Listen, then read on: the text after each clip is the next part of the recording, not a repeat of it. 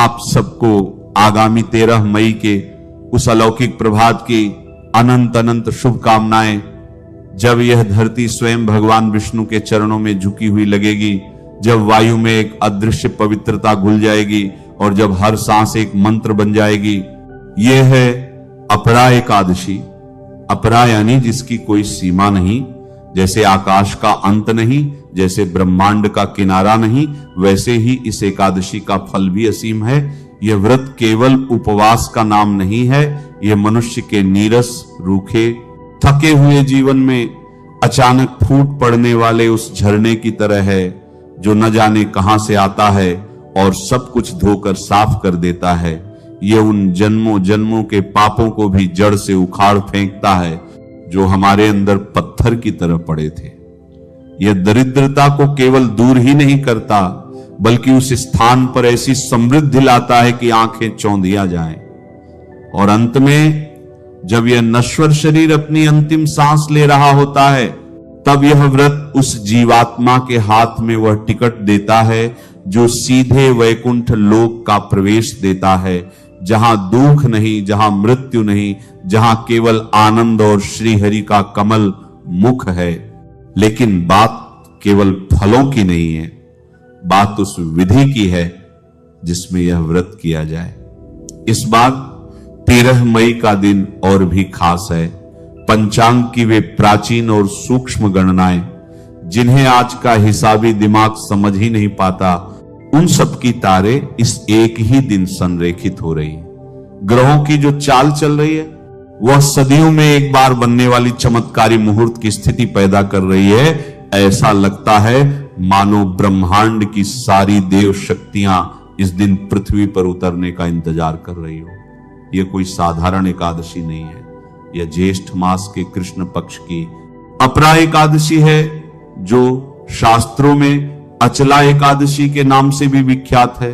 अचला यानी स्थिर, जो कभी टलती नहीं, इसके फल कभी टलते नहीं। अब यहां एक और भी गहरा रहस्य है जिसे समझ लेना अत्यंत आवश्यक है।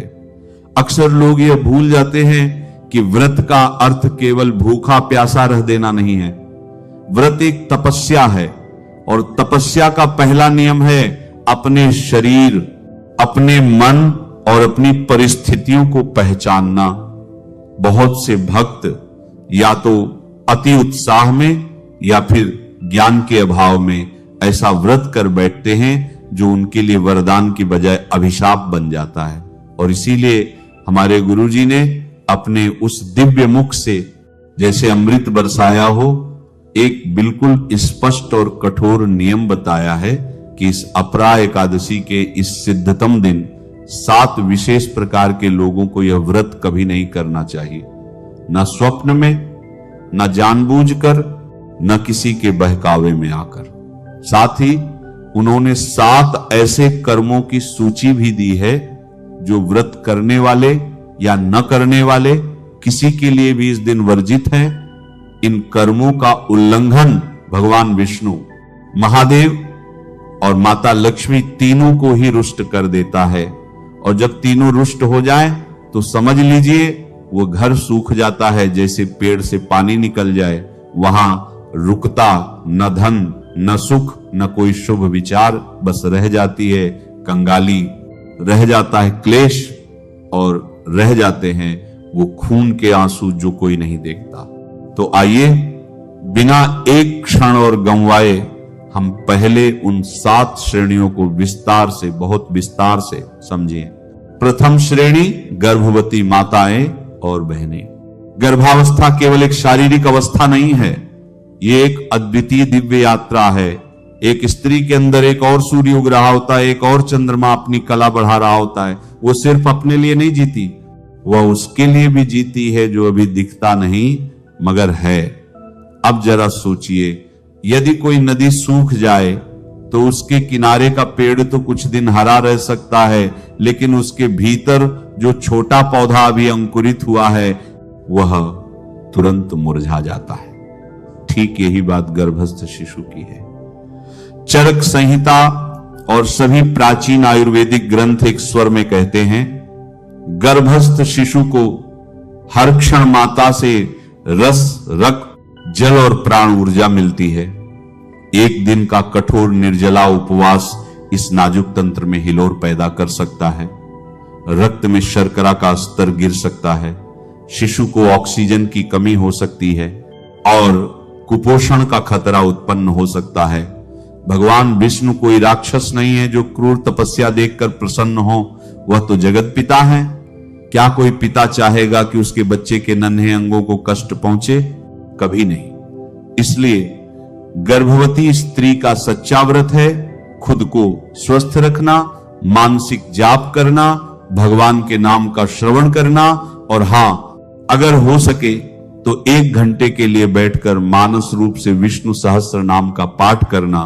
उसके बदले उसे उतना ही फल मिलेगा जितना तपस्यारत ऋषि को मिलता है। यह कोई छूट नहीं, यह नियम का एक सच्चा और करुणामयी स्वरूप है।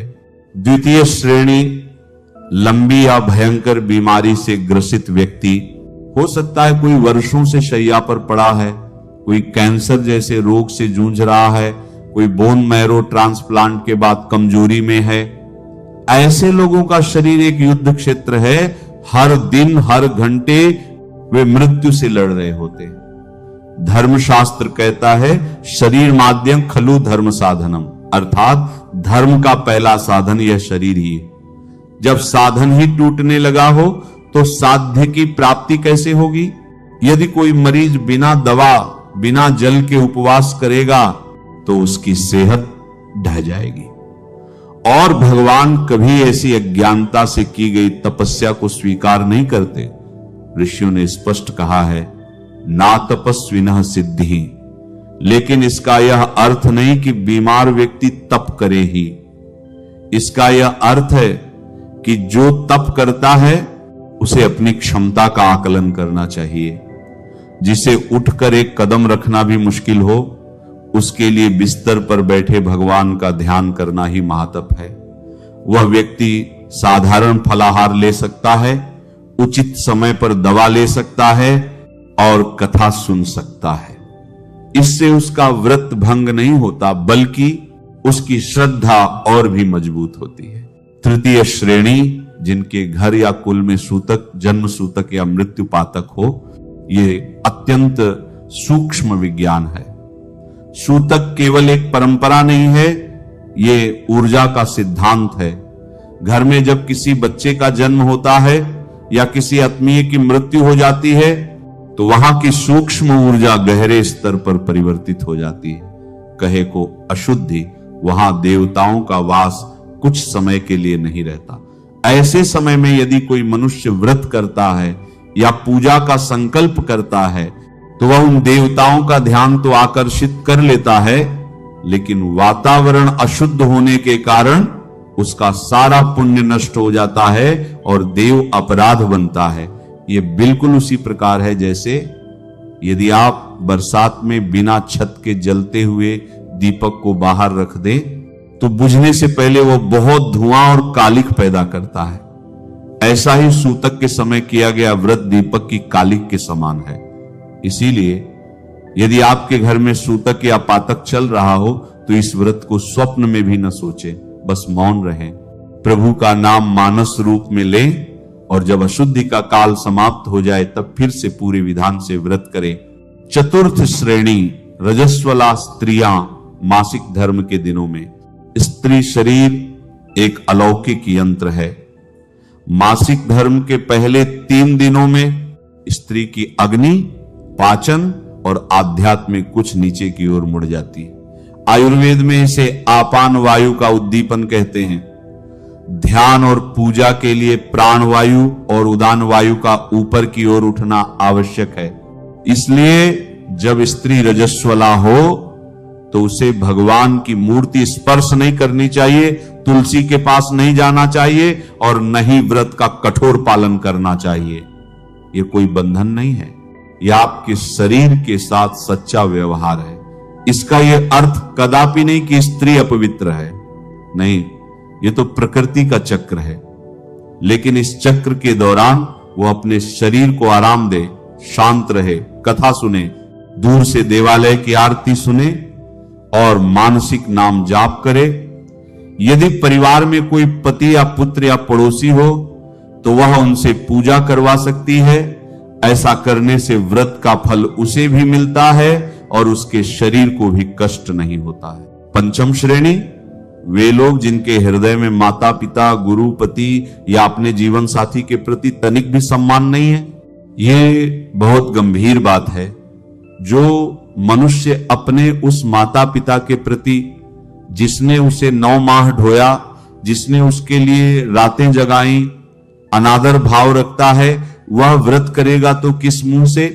जो अपने उस गुरु को, जिसने उसे अक्षर अक्षर पहचान दी, भूला हुआ है, उसकी पूजा का कोई मूल्य नहीं।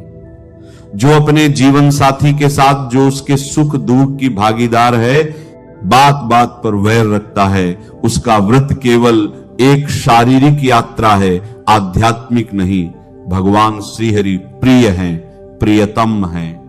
वह केवल अक्षरों के व्रत से नहीं बंधते, वो तो प्रेम के धागे से बंधते हैं। गीता में श्री कृष्ण स्पष्ट कहते हैं, पत्रम पुष्पम फलम तोय यो में भक्त्या प्रयच्छति। भक्ति से अर्पित एक पत्र, एक पुष्प भी मुझे प्रिय है, लेकिन बिना भक्ति के हवन कुंड भी निर्जीव है। तो पहले हृदय साफ करो, घर में प्रेम बसाओ, माता पिता की सेवा करो, फिर आना व्रत करने। अगर नहीं कर सकते तो बेहतर है चुप रहो, लेकिन झूठा व्रत करके उस देवत्व का अपमान मत करो। षष्ठम श्रेणी, वे लोग जो केवल दिखावे, प्रतिस्पर्धा लोगों को बताने के लिए व्रत रखते हैं। कलयुग का यह बहुत बड़ा रोग है। देखते हैं पड़ोसी ने रखा तो हम भी रख लेंगे। देखते हैं किसी अमीर ने एकादशी पर 108 जलेबियां दान की, तो हम भी 108 पूड़ी बना लें या किसी मंदिर में जाकर फोटो खिंचवा लें। ऐसे में जब भीतर सच्ची श्रद्धा का एक कण नहीं होता तो यह व्रत केवल दिखावा होता है। और दिखावा करना, पाखंड करना सबसे बड़ा पाप है। भगवान राम ने रावण का अंत किया और रावण ने भी बड़ी तपस्या की थी, लेकिन उस तपस्या में अहंकार था, काम था, दिखावा था। तपस्या से अच्छा है कि तुम मौन बैठे रहो, ये सोचते हुए कि हे प्रभु तुम्हारा क्या दान दूं, तुम ही सब हो। यही सच्ची भक्ति है। दिखावे का व्रत तो मनुष्य को नरक की ओर ले जाता है। सप्तम श्रेणी, वे लोग जो व्रत का संकल्प तो कर लेते हैं, किंतु पूरे दिन निंदा, चुगली, क्रोध और अपशब्दों में समय बिताते हैं। इसे समझ लीजिए। व्रत का अर्थ है वर प्लस तय, यानी एक संकल्प के साथ रहना। जब आप व्रत रखते हैं तो मात्र अन्न नहीं छोड़ते, आप क्रोध छोड़ते हैं, ईर्ष्या छोड़ते हैं, दूसरों की बुराई छोड़ते हैं। यदि आपने सुबह कहा मैं आज व्रत रखूंगा और फिर पत्नी से झगड़ा किया, नौकर को डांटा, बच्चों पर चिल्लाए, ऑफिस में सहकर्मी की पीठ पीछे निंदा की और जबरदस्ती भूखे रहे, तो यह सब किस काम का? आपने तो अपना पेट तो खाली रखा, लेकिन जीभ से विष उगलते रहे, मन में जहर भरे रहे। ऐसे व्रत का क्या फल? ठीक वैसे जैसे कोई बोते समय पानी तो डाले पर बीज ही कांटों के बोए, भाई तब तो कांटे ही उगेंगे, फूल कहां से आएंगे? इसलिए यदि तुम्हारे स्वभाव में क्रोध है, यदि तुम चुगली करना नहीं छोड़ सकते, तो पहले ये छोड़ो, फिर व्रत करो। या यूं करो कि बिना अन्न के उपवास के केवल मौन व्रत रखो, बिना बोले केवल प्रभु का ध्यान करना, उसे देखना, उसमें खो जाना, ये सबसे बड़ा व्रत है। इन 7 श्रेणियों को समझ लेने के बाद अब हम उन 7 वर्जित कर्मों की ओर बढ़ते हैं, जिनसे बचना इस दिन सर्वथा अनिवार्य है, जैसे कोई तीव्र विष से बचता है। पहला वर्जित कर्म, एकादशी के दिन तुलसी के पत्ते तोड़ना। सुनकर अटपटा लग सकता है, लेकिन धर्मशास्त्र का यह अटल नियम है। तुलसी माता है, साक्षात हरिप्रिया। एकादशी का दिन तुलसी का भी व्रत का दिन माना जाता है। उस दिन उनके शरीर से पत्ते नहीं तोड़े जाते क्योंकि तोड़ने पर उन्हें वेदना होती है। जो मनुष्य इस दिन तुलसी तोड़ता है वह ब्रह्म हत्या के समान पाप का भागी होता है। यदि आपको पूजा के लिए तुलसी दल चाहिए तो इसे एक दिन पहले दशमी तिथि को सूर्यास्त से पहले श्रद्धा पूर्वक तोड़कर रख ले। बिना तुलसी के भगवान विष्णु की पूजा अधूरी है, लेकिन तुलसी को कष्ट देकर पूजा करने से 100 गुना पाप होता है। इस सूक्ष्म नियम का पालन अवश्य करें।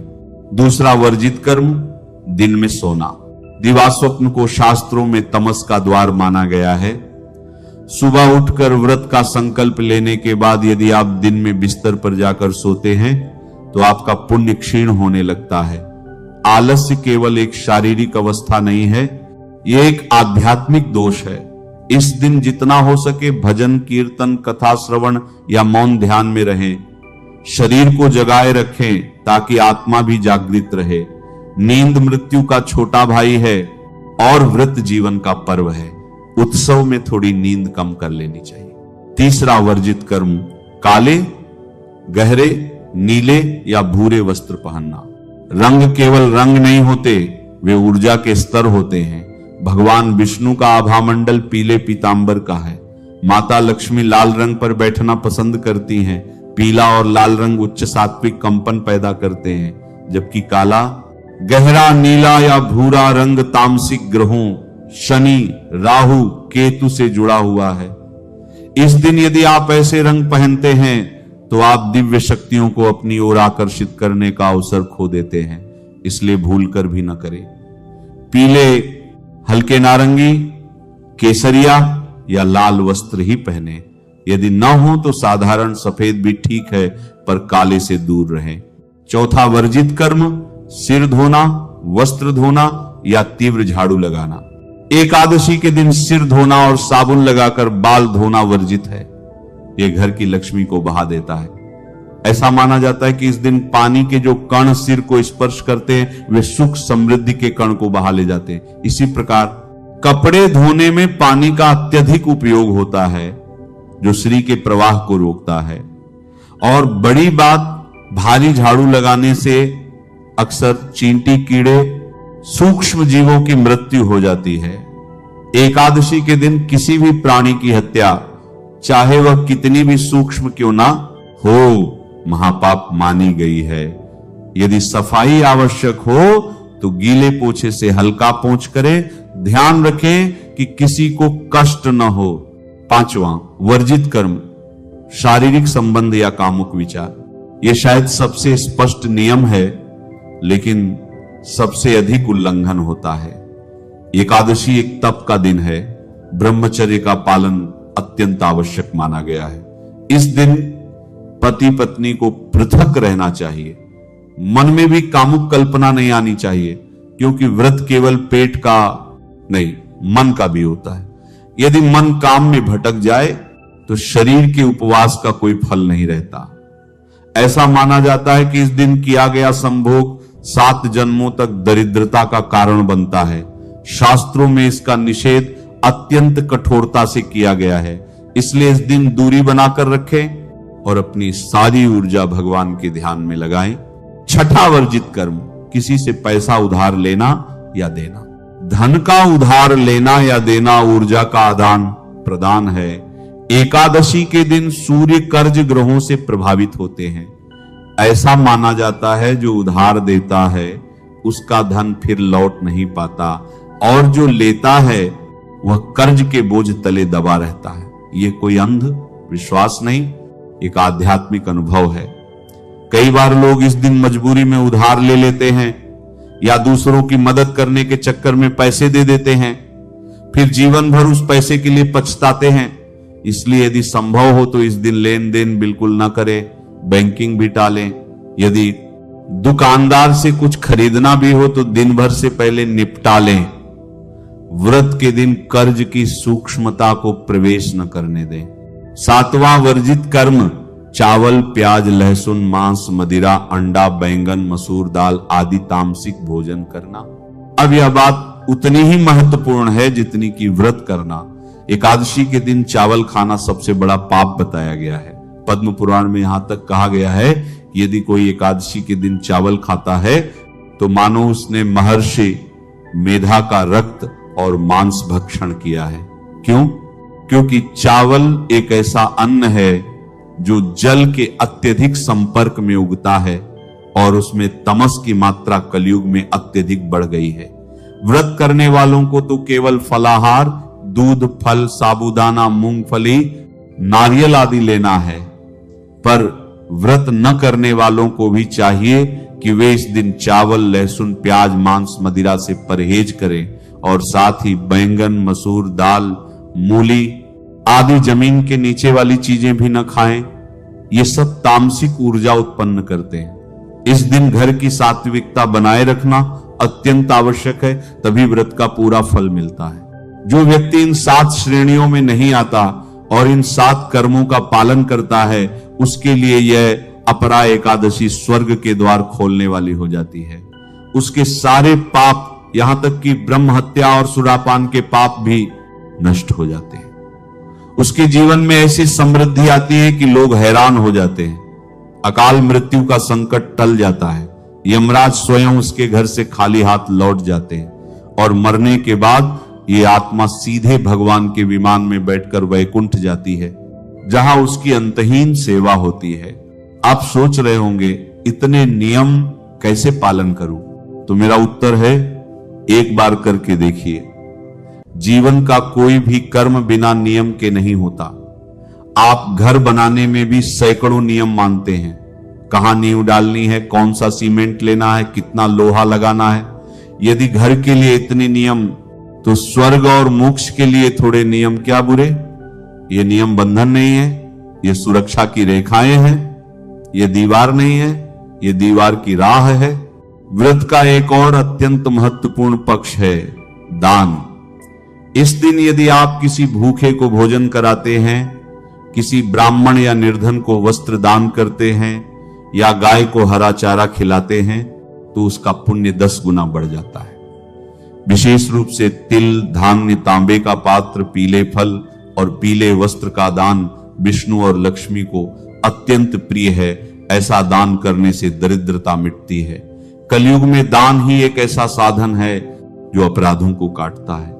इसलिए इस अपरा एकादशी पर दान का विशेष संकल्प लें। एक और बात, अक्सर लोग एकादशी के दिन पूजा में कुछ विशेष चीजें अर्पित करने की जल्दी करते हैं। कोई मिष्ठान, कोई फूल, कोई कटोरी लेकर बैठ जाता है। किंतु सबसे बड़ी अर्पित चीज है आपका मौन, आपका ध्यान, आपका प्रेम। जब आप प्रभु के सामने एक दीपक जलाते हैं, तो उस दीपक में आपकी श्रद्धा का तेल होना चाहिए और आपकी चित्त वृत्ति की बातें। यही सच्चा प्रसाद है। भगवान को भुलक्कड़ होने की आदत नहीं है। उन्हें वह भोग नहीं चाहिए जो आप बनाते हैं, उन्हें वह तलब है जो आप बनते हैं। इस दिन प्रयास करें कि आप कुछ भी बने, करुणा बने, शांति बने, मौन बने, बस इतना ही पर्याप्त है। और हां, यदि आप बहुत अधिक पाप का भार लेकर बैठे हैं, तो इस व्रत और विशेष रूप से विष्णु सहस्त्र नाम के पाठ से अधिक प्रायश्चित और कुछ नहीं है। सहस्त्र नाम की एक माला ही आपके 7 जन्मों का पाप धो सकती है। बहुत से लोग पूछते हैं कि अगर हम व्रत तोड़ भी दें या छूट जाए तो क्या प्रायश्चित है? तो उत्तर है, अनजाने में तोड़ा है तो ब्राह्मण को भोजन करा दें या एक गाय को हरा चारा खिला दें। जानबूझकर तोड़ा है तो उतनी ही एकादशियां दोबारा करें। पर सबसे अच्छा है कि एक न एक दिन सच्चे मन से, पूरे नियम से बैठें। जीवन बार बार मिलता नहीं और ऐसा दुर्लभ संयोग बार बार नहीं आता जहां ग्रह अपरा एकादशी संग ऐसे मिल रहे हो 13 मई को ज्येष्ठ कृष्ण पक्ष में। इसे व्यर्थ न जाने दें। हमारे ऋषि मुनियों ने यह सब कुछ लाखों वर्षों के तप के बाद देखा, परखा और फिर हमें दिया। हम उस अमृत को बिना पिए ही क्यों छोड़ दें? शायद इसीलिए आप यहां तक पहुंचे हैं, क्योंकि आपकी आत्मा जानती है कि इस बार कुछ अलग करना है। क्यों ना आप इस एकादशी को केवल एक रीति न मानकर एक यात्रा बना लें, अपने भीतर की उस यात्रा को जो बाहर की वैकुंठ से भी सुंदर है। यही मैं आपसे कहना चाहता हूं। यही वह वाणी है जो शास्त्रों के हर पन्ने से, गुरुओं के हर वचन से उस परम सत्य के अंश रूप में आप तक पहुंची है, बिना किसी शर्त के, बिना किसी दिखावे के। बस इतना समझ लीजिए, अपरा एकादशी का व्रत आपका हाथ पकड़कर भीतर तक ले जाता है, बस आप अपना हाथ थाम दीजिए। और हां, जिन 7 श्रेणियों में आपको अपने आप को नहीं पाना, उनका दिन भर ध्यान रखना। हो सकता है आपको किसी कारणवश उपवास न भी करना पड़े, तो भी मन ही मन उस एकादशी को स्मरण करके उसका पुण्य कमाया जा सकता है, क्योंकि भगवान को सिर्फ व्रत नहीं, व्रत का भाव चाहिए, और आपका भाव सच्चा है तो देर नहीं लगती, झट से वैकुंठ के द्वार खुल जाते हैं, झट से माता लक्ष्मी रूठती नहीं, झट से श्री हरि प्रसन्न होते हैं। 13 मई सूर्योदय से प्रारंभ, फिर पूरे विधान से, फिर अगले दिन सूर्योदय पर पारण। इसके बीच का हर क्षण अमृत हो सकता है। आप जिस पाप को सोचकर कांपते थे वह भी जल जाएगा। आप जिस दरिद्रता से डरते थे वो भाग जाएगी। आप जिस मोक्ष की बातें सुन सुनकर थक गए वो हाथ बढ़ाकर आपको अपने में ले लेगा। बस एक बार करके देखिए, बिना शर्त, बिना उम्मीद के, बिना किसी दिखावे के, बस प्रभु श्री हरि का ध्यान करते हुए, हरिच कहते हुए एक दिन बिताइए। और उस दिन की शाम जब पक्षी लौटते हैं और सूर्य डूबता है, आप देखेंगे कि आपके भीतर कुछ ठीक हो गया है, शांति ठीक हो गई, डर ठीक हो गया। बस इतना ही काफी है। तो मैं दोहराता हूं, माताओं, बहनों, भगवान के भक्तों को अपरा एकादशी की अनंत अनंत शुभकामनाएं। इस व्रत को उस पावनता के साथ करें जैसे गंगा में डुबकी। नियम तो हैं, पर वे सख्त इसलिए हैं ताकि आप सच में वो पा सकें जो आपने कभी सोचा था, सुख, संपत्ति, स्वास्थ्य और अंत में वैकुंठ। यही प्रार्थना है। हरि तत्व सत। श्री कृष्णार्पणमस्तु।